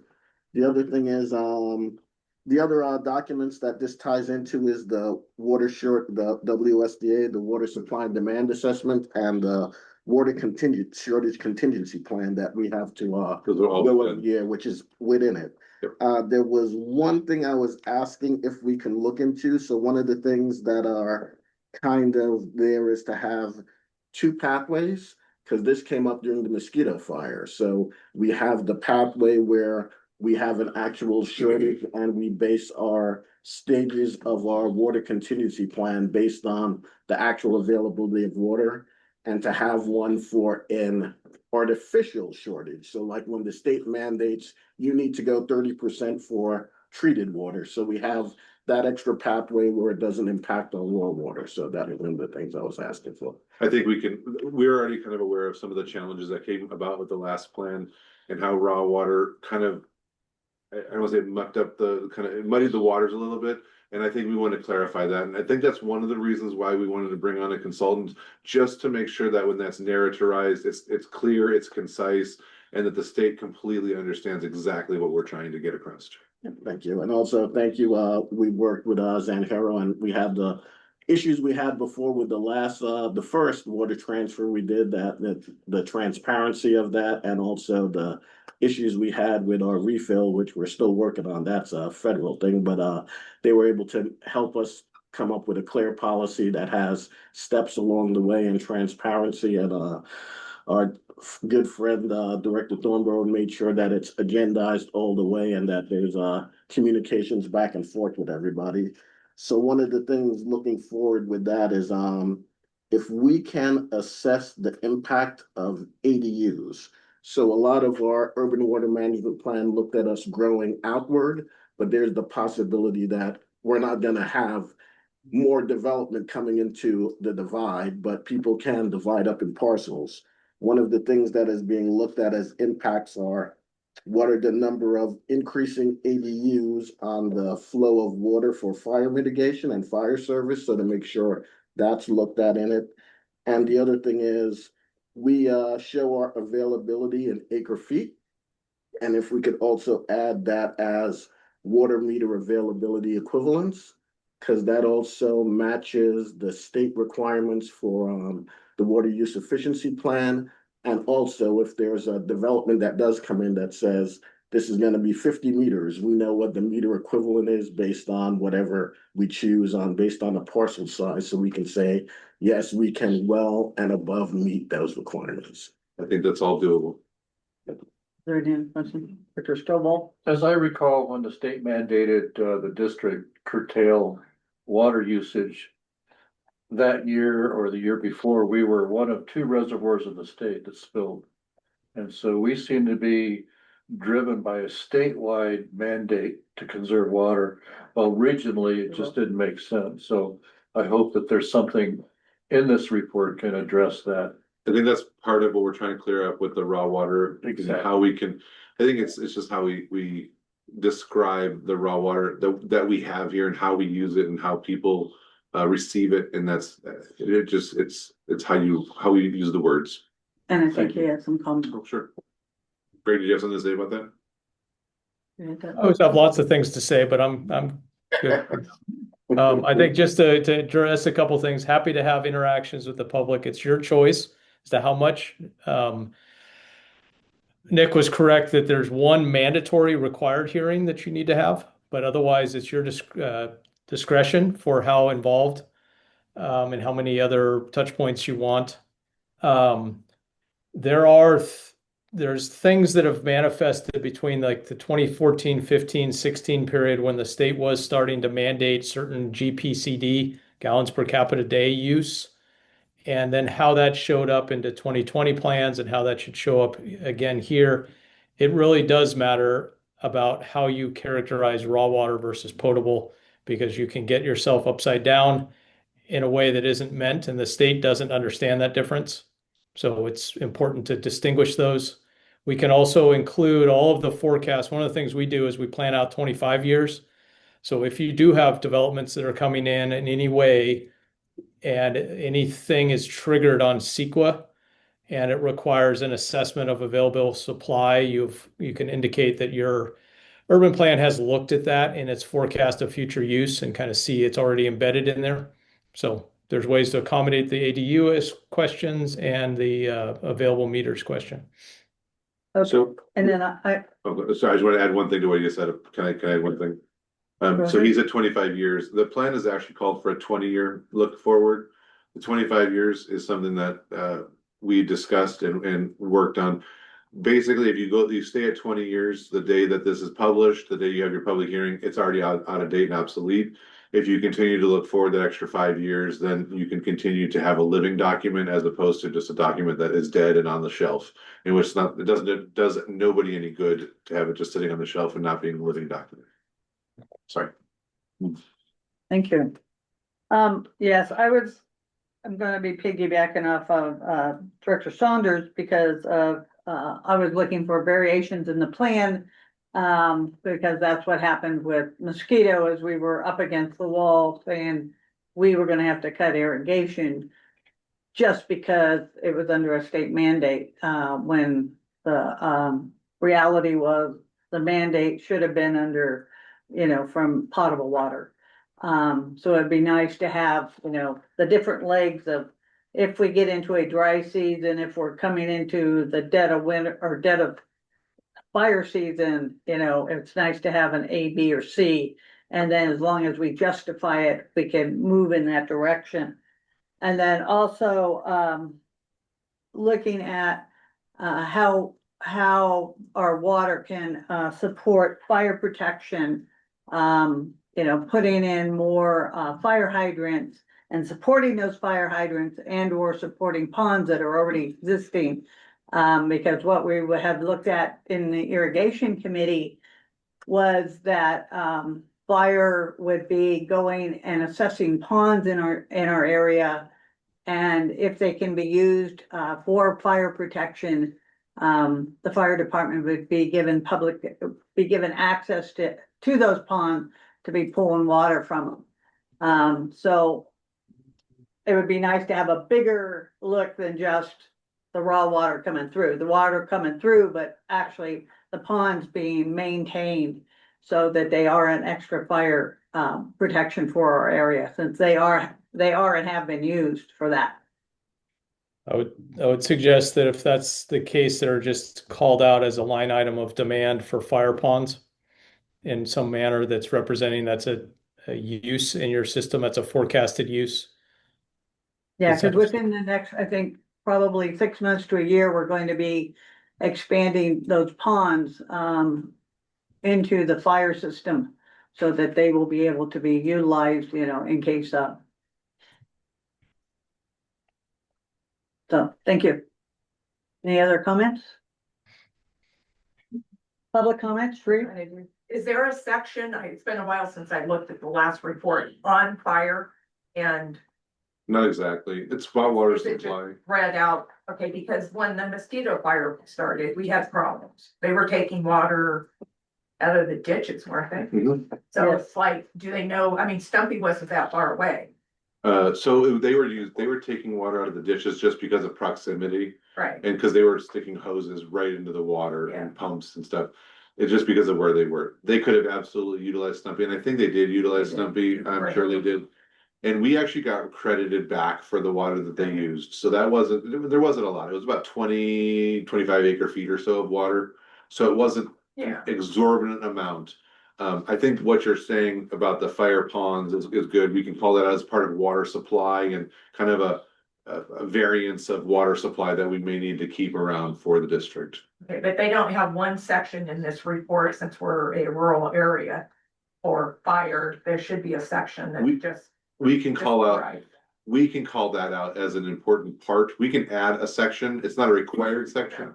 But we can add a section that describes the fire need, the fire, why we have these things. That's what I think he was trying to say, is we want to call out those ponds as a specific need for the district. And then we get a little bit different credit for them. And then at the irrigation meeting, you were speaking about going into the fire department, getting access. So I'm sure the fire department would like to have access to the water if they can get it. So if somehow that gets set up ahead of time. Well, that's what they're looking at doing, Yeah. it's going for access on the pond, and then the ponds would be documented in whatever Yeah, the have a- fire department has to go where there's water, it comes up. And those ponds would be, also be part of that, except instead or including the hydrants Right. in the area. And then also, getting more grants. I brought it up at the last meeting for fire hydrants, because the fire department in Garden Valley, I know would like to have some extra. Yes, and we are working on that with CAL FIRE and with the fire departments to get more fire hydrants in the district. Yeah, that needs it. They, Yeah, that would help. Great, thanks for being here. I love your logo. It's catchy. Does it have a meaning? A Zen Hero is a ditch digger. What? A Zen Hero is a ditch digger. It's a little more than that. Yeah. That's why we use them, because we have ditches and we Yeah. have ditch dig. Very good. Zanjero is the, it's a Spanish term for the ditch tender, and also used to be the kind of the manager of all water, both governance, technical, dealing with day-to-day, all of the issues that we deal with as a consulting firm. So it was fitting. it's tender, tender, not digger. Thanks, Greg. Get it right. Do we have any more public comments? Yes. The only thing I'd like to sort of, I'd like to, comment on what, Director Saunders was saying, is that I'd like to see public meetings. We'd like to be aware of what's going on with the province. So please make that available. Thank you. Any other public comments? Public comments are closed. The only one question I had is maybe I wasn't paying attention. What are the dates that this is we're supposed to? July start? 1st for the urban plan of next year is due. Yeah, that's when it's due, but I mean, the progress before that. We haven't set up a timeline of progress yet, so that now, once we get under contract with Zenhara, we'll work on a timeline. And we can work on a touch points, and we can work on when board meetings are, so. Probably the public hearing will happen in May or April, depending on how fast they can work on it, but we can start probably meeting with and talking about progress January, February timeframe. Perfect. And yeah, I'll just add to that slightly. It needs to be all submitted and into the state, including they have a portal where you have to hand enter a bunch of stuff into tables. So you'll want it adopted probably in May or June, which would mean add a public draft in April or May. If we can go faster, we'll go faster with you. That also requires data through the end of December. So you can do a lot of the plan, do parts of the plan, but you really can't finalize everything until at least after the first of the year. So it's there's a little bit of flexibility in the timeline, and then we'll work with you guys on outreach and your planned meetings. And I think parts of this should be going to the irrigation committee also, for them to look at and give input on. Since they have a play-by-play account of irrigation systems. Do you have something to say, Dr. Well, McDonald? I had a question. In the past, this may have been asked and answered and I missed it. In the past, Adam's done this in the past, He did the last The one. last one. the last one, and we're now, You should have been able to read it because we had that document. That when I first got there, we had it. I got it to you. I just looked at mine and I have a lot of sticky notes hanging out of mine. Adam did a great job. You did a great job. worry. It's That baby's huge. the fact that Adam did it by himself without any help was amazing, and I will give him a ton of credit. Yeah. I have done 3 urban plans in my career. This will be the 4th. And I have never written one by myself. So I will, and I've written lots of pieces to them, but I've never written one by myself. So I will give him all the kudos for even attempting to do this by himself. It is just not a document that we want to have. There's some liabilities that lie within this document. And we don't want to have those liabilities hanging out there with just nobody else. Like Oversight. having a look at this, and we can. There is an opportunity if something happens in the future where somebody's on a witness stand saying, "Well, here's why we said this." Do we want Adam on the witness stand, or do we want Greg on the witness stand? I know my answer, and Greg's I'll shield his face so he can't stare at me. I want Greg on the witness stand, not Adam. And it's not that I don't trust Adam, because I trust Adam with everything that we have here at the district, but I want the liability shifted away from us a little. Well, the reason you have someone like Greg there is because he has the background and years of background to stand up and be able to justify what's going on. Correct. Plus, he's also an engineer. And that's the background is what I just said. And I think that, sorry. Go my ahead. bad. I was just gonna add a piece here. We've seen throughout the state nuances that can be super important into how you characterize things that can be helpful for you as the district going forward. And you don't get in a position where the state says, well, you said this. You're like, yeah, but well, let's write it in ways that don't position you to have to make those separate arguments, and have it clear. This is what it is, and this is why it is. And that's what we did the day mosquito went up. We made that call. So how many have they done to this company? Probably a couple thousand. That's how many, that's what he said. He did 30 last year, 30 and 5 years ago alone, but they've been doing it for, Greg's been doing plans probably So for Greg, 20 years. I guess the question was to you. Yeah. How many, what is your field of experience for doing these type of documents? Urban water management plans. So our firm, with me leading the majority of those, did 30 last year. Before that, we've done each of the rounds, we've done 15 plus. We helped write DWR, the state hired us to help write parts of their guidebook about how to assess demand and supply and write the reliability. And so we are well versed in the conditions that are in your area versus the coast versus Southern California, Central Valley, Northern California. They all vary a little bit, and we have experience in all of those to know kind of how to bring that forward. So hopefully that helps answer some of the questions there. Yeah. Worries. All right, thank you, sir. Okay, so, what we have is we're looking for a motion. It's the cost was 40,000, up to Not to 40,000. exceed, not to exceed. And we would be receiving documents early in the year, for parts to be reviewed.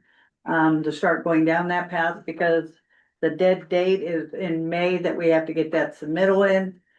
So we need to start early in the year, starting to go through those different phases. Can I have a motion from the board?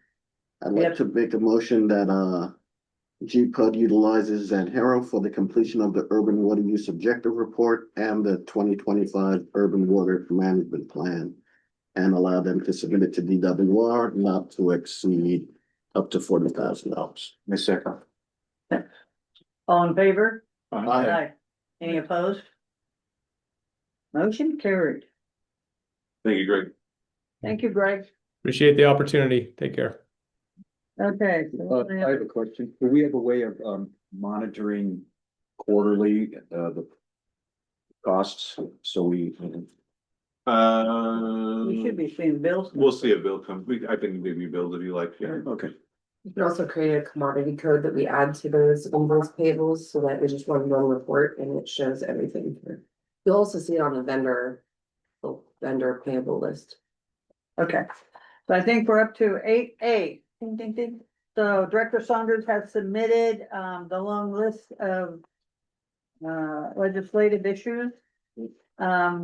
Do you have any extra comments to put on that? I do have some comments that goes with it. So one, you kind of touched on, there was a legislative tour with Congressman Kyler came and we showed him the sites of the appropriation that he put forward for us for to help strengthen the water reliability and quality for our residents with the 2 million gallon tank. And that brought up a good point that make sure we extend these when it happens, make sure we extend to the board president as well. I think it came up kind of quick, so I just called from a meeting, but yeah, you should make sure the board president gets there. Yes. The other regulatory meeting was Mountain Counties met with the California Air Resource Board on the clean fleet rule that's coming up. So that's one of the things we kind of we wanted to meet with the actual board. We met with staff and we kind of had to have kind of a pushback meeting so we could meet with the board, but just to show you the disconnect, one of the questions they asked was,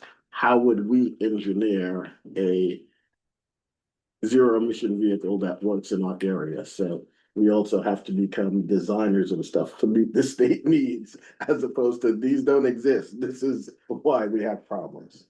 I know last time I talked about the Home Hardening Commission act, that was SB 616, and we did get them to have amendments that make it not impact us as directly. So they put in to revise and recommendations. So the commission, when they meet, it doesn't automatically take into effect. So it'll be possible revisions. And we did take out words such as infrastructure improvements for water is now risk mitigation specific to water service reliability and consistent with the government code. And the government code clearly states that fire service is a different and distinct service from water service. And it talks mostly of hydrants. So it looks like the only infrastructure that they can really recommend is dealing with hydrants as water service, which brings up what you were talking about before and having us the grant availability. And other than that, it has the big state updates. The bills were passed, our advocacy, and along with all of our coalitions were pretty good. I believe out of the all of the bills that we were for, 6 of them made it to the governor's desk, and the rest are on suspension for the next year's session because everything's a 2-year bill. So We didn't lose any. Unfortunately, the one that we opposed did go to the governor's desk. That's the Ventura one. That's the one, if it does pass, doesn't impact us directly, but it can set a precedent for how you look at water systems and fire suppression in the future. So that can affect us. The two options I have, there's a list of federal bills. So the list is there with drinking water and energy, infrastructure and agriculture, water supply. So I have one amendment to that. It kind of is an issue that was brought up at the meeting yesterday. Underwater supply, the first one there, Senate Bills 2596 and House Representative Bill 4853. Due to some kind of work with the author's office and other bills that they are working on, it is recommended that Aqua went to a watch only position, not a favor or support position on that one. So they did not want to have a letter going to this for this act to support it. So I think we should follow suit and also only go to a watch position on this one.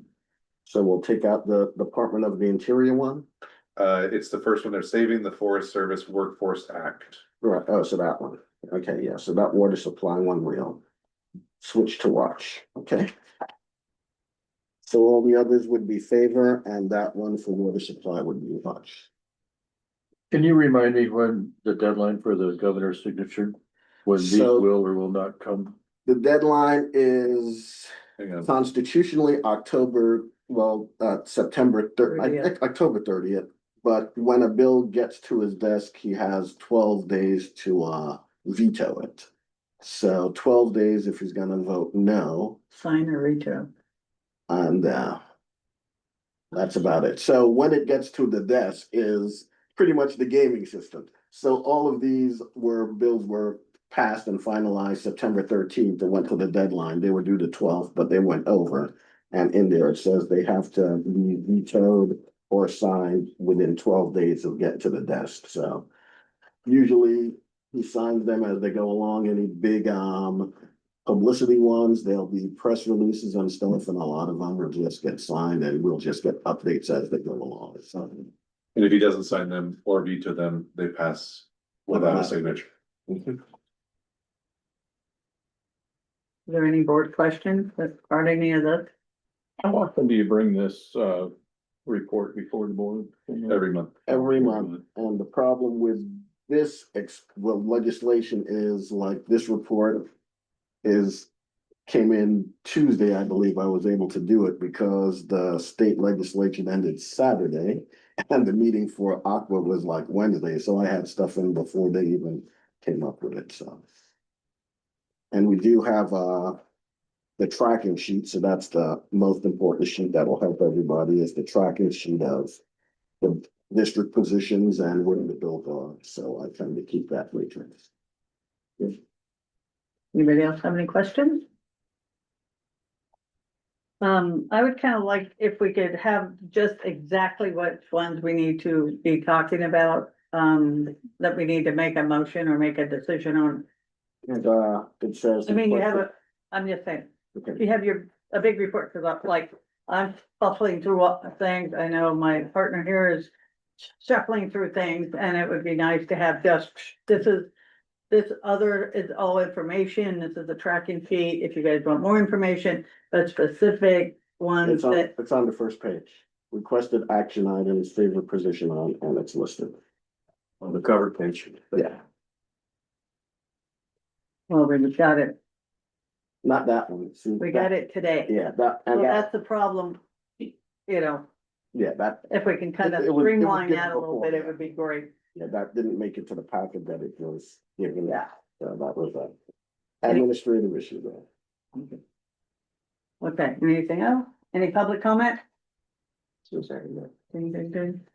Okay, I'm closing public comment. There's no need for any motion on any items, correct? No, we have to stay if the district's going to favor those positions. So that's what I was asking. So it'd be a motion to favor all of them except S 2596 HR 4853. Second. Oh, yeah, are you stating you need a motion? Well, I make the motion. You make, okay, second. Do you have any comments or anything before we take the vote? My only thing is I haven't had a time. Do we do public comment? Yes, I did. Okay. You know. I don't like writing blank checks, and I mean, I know everything has been done and thorough, but it would be nice if we got them so we could know what we're reading and not just saying, oh, yeah, Yes. I trust everybody. So, we have a motion for a motion and a second. All in favor? Aye. Any opposed? With full trust of the rest of the board's history and knowledge on this one and where you're going with it, I believe I will abstain this one just to give myself a little more time to get familiar with it for the next one. Well, and we don't get this until the last. Yeah, that's the. And that's what's hard. And I understand, you're crunch, but to be, transparent with everything. We don't have time to read through this, and it's kind of like going through I was thinking about the reference to in our election ballots. Do you make your decisions on your election, propositions based on that little bitty line, or do you research a little bit more? If this went out Tuesday, unfortunately, you probably didn't get to see it, that's all. Yeah. We were ahead of you by an hour or something. Well, okay. And all the federal bills that we were talking about here, the positions from Aqua that we kind of are seconding came on yesterday. The meeting was yesterday at 10 Well, o'clock. Mountain Counties had done one a few weeks ago and had a list that came out. Yeah, I'm the chair of that as well, so. Right, But but I mean, they- that came out a couple. They don't weeks have ago. any of these on that. Okay, and don't feel bad, I got mine on, I gotta do this on the phone. So, And then there's one more item which came up yesterday, so, the general manager of Amador Water Agency is creating an Aqua sponsored bill on the low income water rate assistance program. So right now it's NGOs that have been putting in this, bill, and the language on it has a bunch of stuff that isn't how water agencies work. Then I talked about the bill that was going on before, so he wants to put in a bill that, moves the pretty much tracking and working of this out of State Water Resource Control Board to Department of the Treasury and Controller, because it follows CARE and all of those programs. So when people sign up for those programs, it would automatically go to the water assistance program as well. It would be an opt-in, not mandatory for water agencies. So those that would want to opt into it would be available for the funds. It would add an administrative component, so funding would cover administration, and especially if we have to change their billing to deal with a lower, to deal with the water resource program, and those that already have one can keep it like we do. So he's asking for members so he could submit this in. It's due Friday, and that's what he has did asked. we get given a copy of the bill? We have a it's not fully written. We have a copy of the draft, and it can't go out to the public because it's not public yet, but I can give it to you guys. I got it. Well, that's what, I mean, I'm Yeah, asking, you're asking us to yeah, vote to yeah, to opt in or not opt in. I've read it and I have it to give it to you, so I can give it to you as well, so you can. And I don't know if we want legal to look at it too. Well, legal can look at it as well, yeah. I mean, We it's should have very, some time on that. it's very cut and dry, and well, he has to see if we want to support it going into Aqua Friday, if we want to be on one of the support, so. Utica Public Utility District, Tahoe City, and Calaveras all supported it so far. So very similar agencies to us. So we would be, Would we'd be the last one that he'd be asking, and we're all on mountain counties and the region together, so. It would be, it's one of the bills that we've supported before and asked for amendments, and then this would be our bill, which we would be able to put in our own language.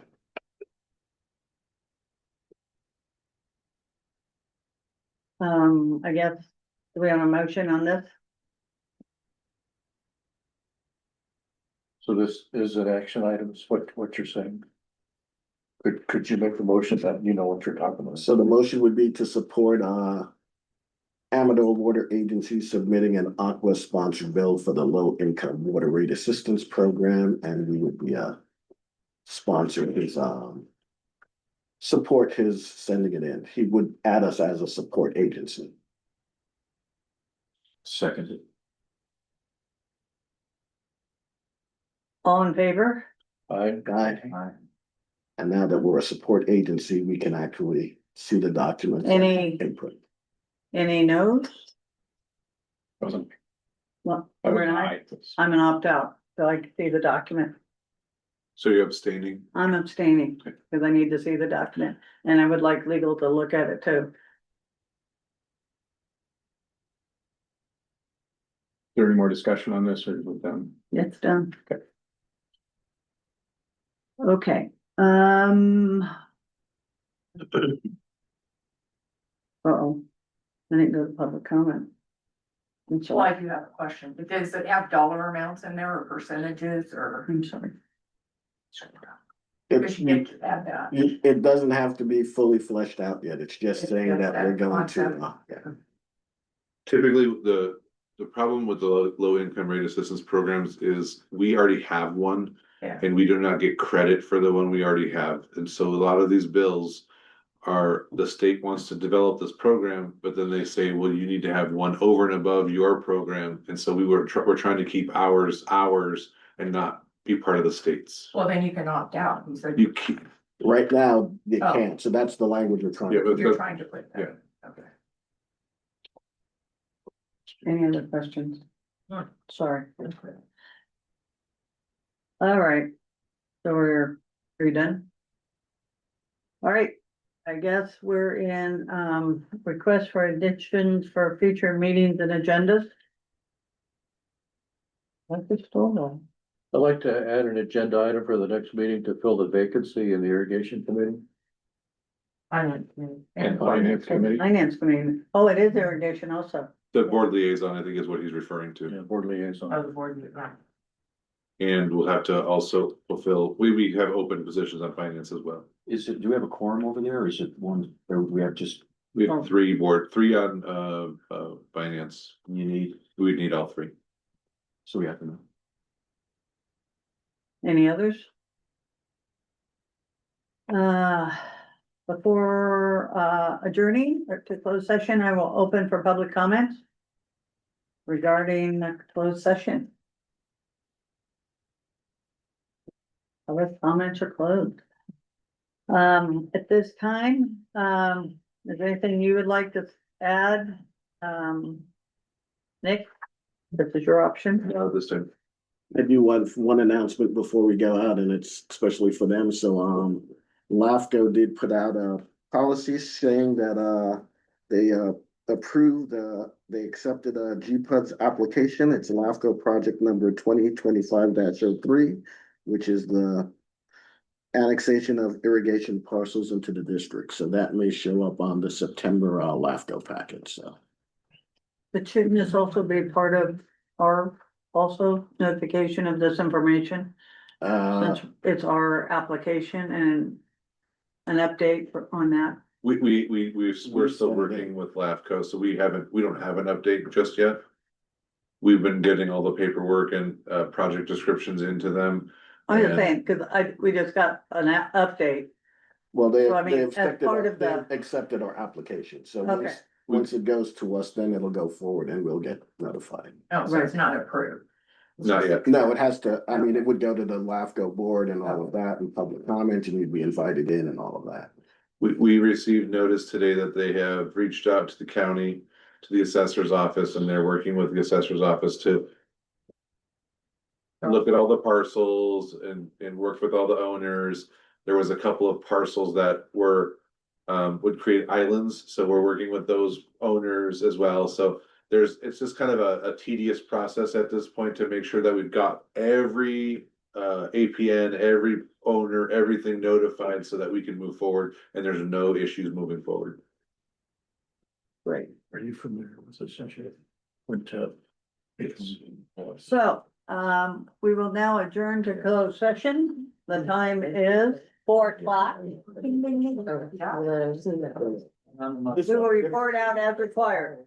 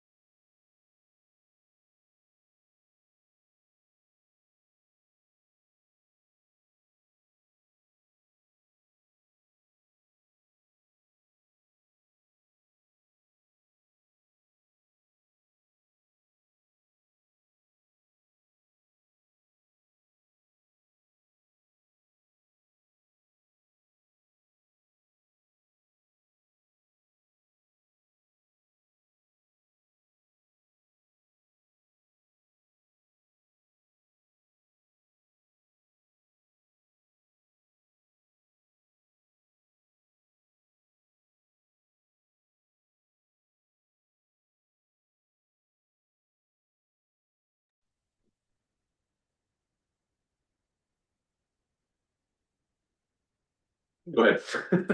Hold on, we were muted. You're muted. No, Unmute me. I'm unmuted. You are muted. Unmute yourself. We're good. We are returning from closed session at 4:20 PM. The report out for closed session, part will be done by, our legal counsel. Yes, well, I would like to report out that the board convened in closed session as to, two items. The third item, as previously discussed, at the adoption of the agenda, was not considered, it was taken off, and there was only one, anticipated litigation matter that was discussed. As it relates to the first item, which involved existing litigation, the board was provided direction and received information, provided direction to staff, but there was no reportable action. And as to the second item,